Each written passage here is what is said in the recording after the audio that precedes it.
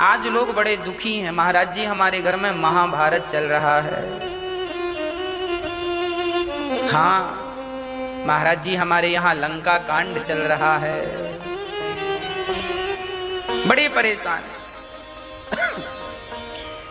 कुछ लड़के वाले लड़की देखने गए तो किसी ने कहा बेटी गीता पढ़ती हो, रामायण पढ़ती हो?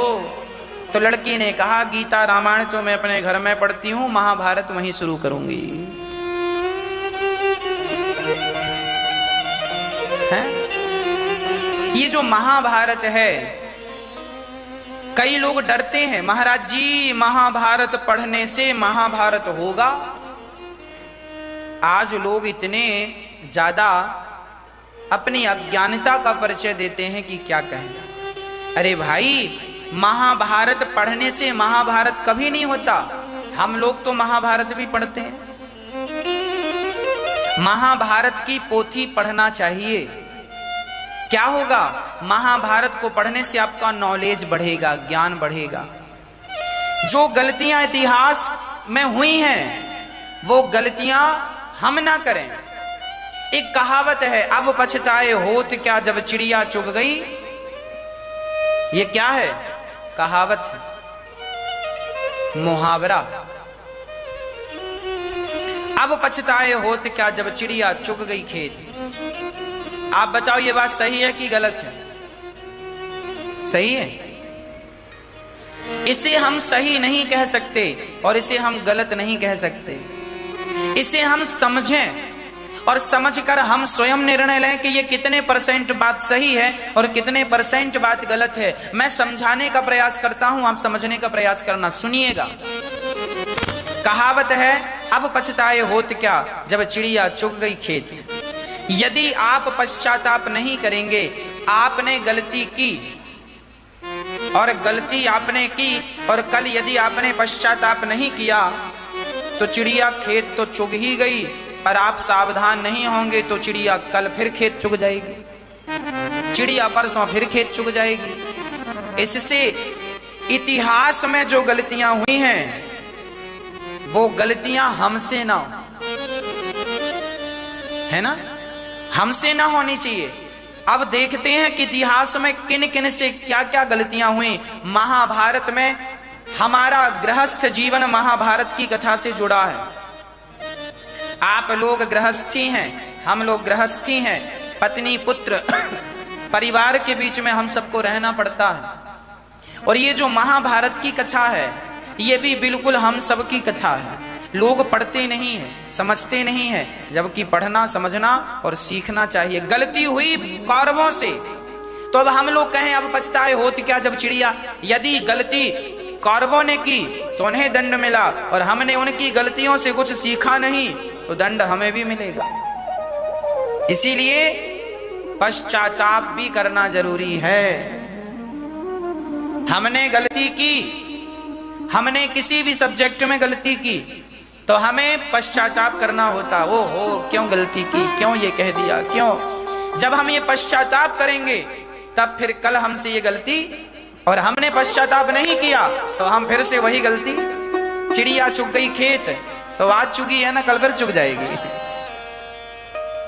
परसों फिर चुग जाएगी। इसीलिए जीवन में जो गलतियां हो रही हैं हमसे, वो गलतियों से हमें सबक लेना चाहिए, शिक्षा लेनी चाहिए और आने वाले भविष्य को सुधार लेना चाहिए, खूबसूरत बना लेना चाहिए।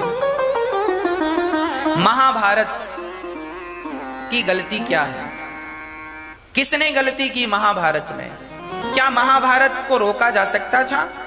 यदि रोका जा सकता तो इतना बड़ा नुकसान, आपको पता होगा महाभारत के युद्ध में लाखों लोग मारे गए थे। आज हम ये कह सकते हैं उस जमाने का विश्व महायुद्ध था वो। दुनिया का ऐसा कोई देश नहीं था जिस देश के राजाओं ने महाभारत के युद्ध में हिस्सा ना लिया हो। आज तक के इतिहास में सबसे बड़ा युद्ध राम और रावण का युद्ध था। उसके बाद दूसरे नंबर में सबसे बड़ा युद्ध महाभारत का था।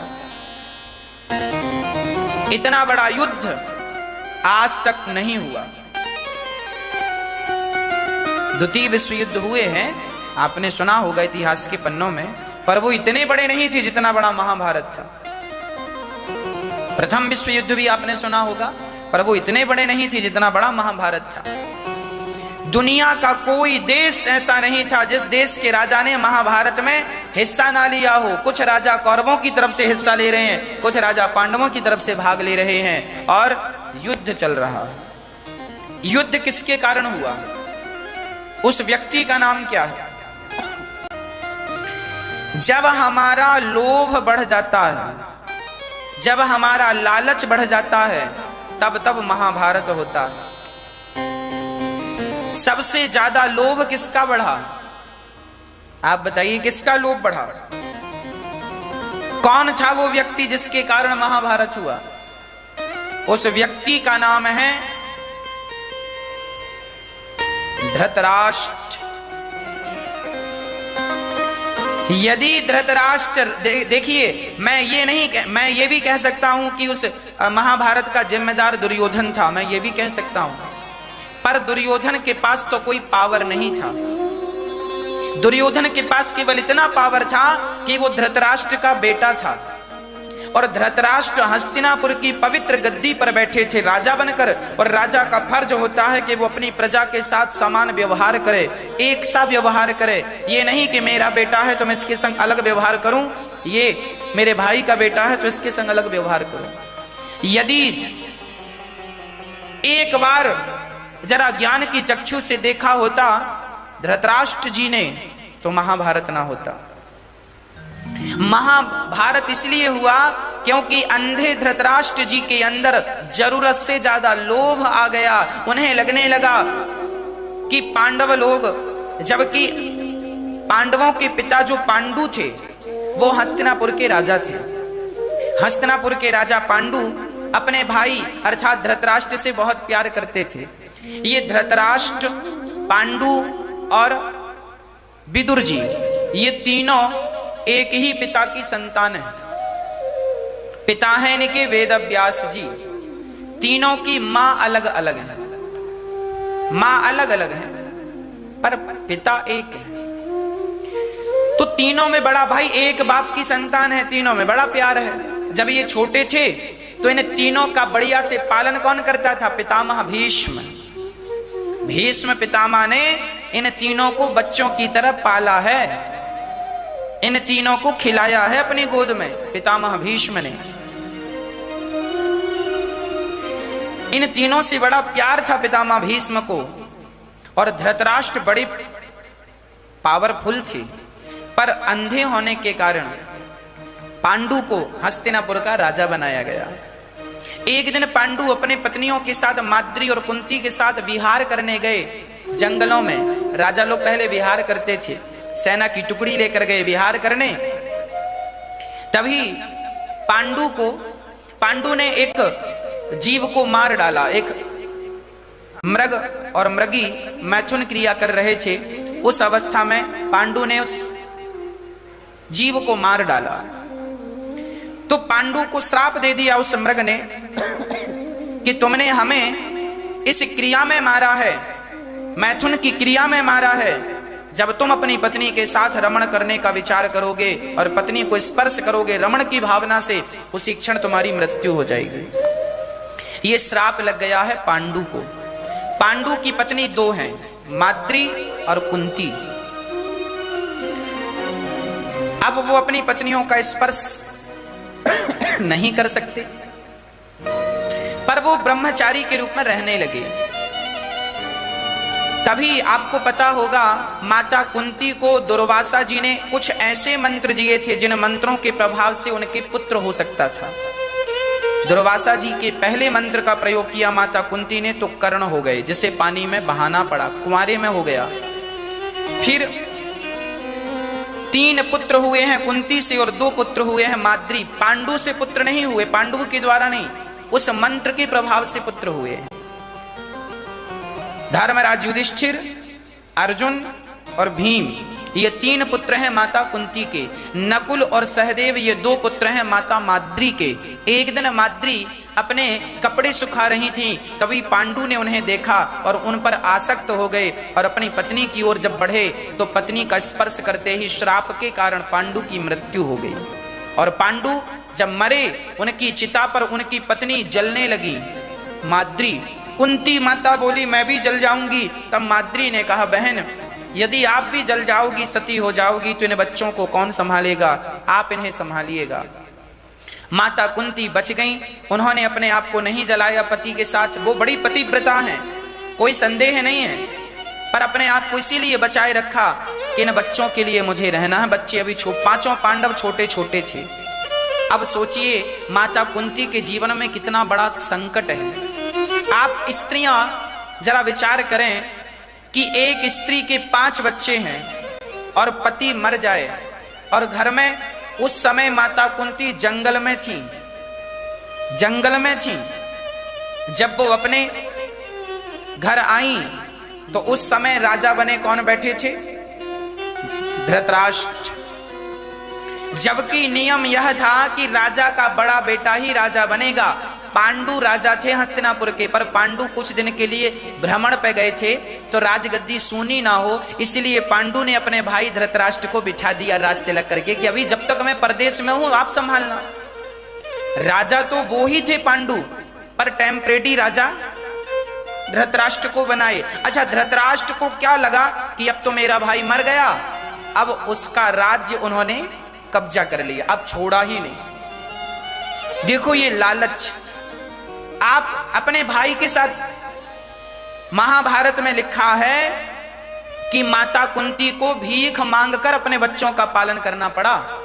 एक राजा की पत्नी भीख मांग रही है और धृतराष्ट्र देख भी नहीं रहे हैं, क्योंकि धृतराष्ट्र के 100 बच्चे हो गए, जिनमें दुर्योधन सबसे बड़ा। अब काना फूसी क्या होने लगी? नियम तो यही कहता है कि धर्मराज युधिष्ठिर को राजा बनाओ, क्योंकि इनके पिता राजा थे। पर धृतराष्ट्र बोले ना, मेरा बेटा राजा बनेगा। अब धृतराष्ट्र ने, दुर्योधन जब छोटा था तो दुर्योधन ने जहर मिला के दे दिया था भीम को। दुर्योधन बचपन से ही पांडवों को मारना चाहता था, जहर देकर मारना चाहा, पर भगवत कृपा से बचे पांडव। एक बार तो गजब हो गया कि दुर्योधन ने 1 लाख का घर बनवाया। लाख जानती हैं मैया? माताएं लाख की चूड़ी पहना करती थी पहले जमाने में। लाख की चूड़ी होती थी, वो पिघलती थी प्लास्टिक की तरह। वो प्लास्टिक नहीं होता, पर लाख की चूड़ी होती है। उस लाख का घर बनवाया बढ़िया सा, और 5 पांडवों को उस घर में रहने का स्थान दे दिया। बोले तुम्हारा घर ये है। अब देखना जरा, कपट देखिएगा। 5 पांडवों को ये बात धृतराष्ट्र को भी पता थी, पर धृतराष्ट्र तो अनजाने बने, उनको तो पता था। धृतराष्ट्र सोच रहे हैं कि ये कब मर जाएं और कब हम बिल्कुल यहाँ के राजा बने ही रहें। मतलब राजगद्दी पकड़ में यहाँ जाए ना तो आदमी छोड़ना नहीं चाहता, और यही व्यक्ति का लालच उसका सर्वनाश करता है। इस कथा से मैं आगे जो बताऊंगा वो बताऊंगा, अभी सुनो। इतनी इस कथा से आप ये समझिए कि यदि अपने भाइयों का अधिकार छीन कर अपने बच्चों को देना चाह रहे हैं तो अधिकार छीन लोगे, पर छीना हुआ वह अधिकार आपका सर्वनाश ना कर दे तो आप कह देना, मैं लिखित में आपको कह सकता हूं, आप किसी का हक खाओगे। खा लो अपने भाई का, खा लो अपनी भौजाई का हक, खा लो अपने छोटे और बड़े भाई का हक, खा लो पड़ोसियों का हक। तुम्हें अभी मजा आएगा ना चोरी करने में, खाने में, पर वह जो तुम खा रहे हो वह तुम्हारा सर्वनाश करेगा। मरोगे तो कोई रोने वाला नहीं बचेगा। अभी सुनना आगे यही होगा। इसीलिए जो खुद की कमाई है ना, जो खुद का है, उस पर आनंद से जिया करो, आनंद से रहा करो। हमारे पड़ोसी के घर में सोने की दीवारें खड़ी हैं, हमें उससे कोई मतलब नहीं। हमारे आंखों के सामने किसी का करोड़ों का हीरा पड़ा हो, हमारे लिए माटी है। हमारी मेहनत का जो पैसा है वो हमारा है, पर फोकट का, फ्री का, पाप का, भ्रष्टाचार का जो है उस पर हमारा कोई अधिकार नहीं है। उसे 1 करोड़ रुपया रास्ते में पड़ा हुआ तुम्हें मिल जाए तो मत उठाना। 1 करोड़ रुपया तुम्हें कोई गलत ढंग से दे तो मत लेना, क्योंकि 1 करोड़ लेने के बाद वह 1 करोड़ तुम्हारी जितनी शांति है वो शांति भी लेकर चला जाएगा। पहले तो मजा आएगा, मैं करोड़पति हो गया, लेकिन बाद में जो खुजली होती है ना, खुजली में खुजलाने में बड़ा मजा आता है, लेकिन उसके बाद जो जलन होती है ना वो बड़ी दर्दनाक होती है। भ्रष्टाचार करने में बड़ा मजा आता, मिल गया फोकट का, मिल गया, गलत ढंग से कमा लिया, मिल गया, पर जब उसका जो रिएक्शन होता है ना, हाँ जी, वो गजब कर देता है। इसीलिए आपसे मेरी हाथ जोड़कर विनती है, गलत ढंग से 1 रुपए भी मत कमाइएगा, मेहनत का कमाइएगा। धृतराष्ट्र ने यही गलती की, भाई का अधिकार हड़प लिया। आपका भी यदि आपने अपने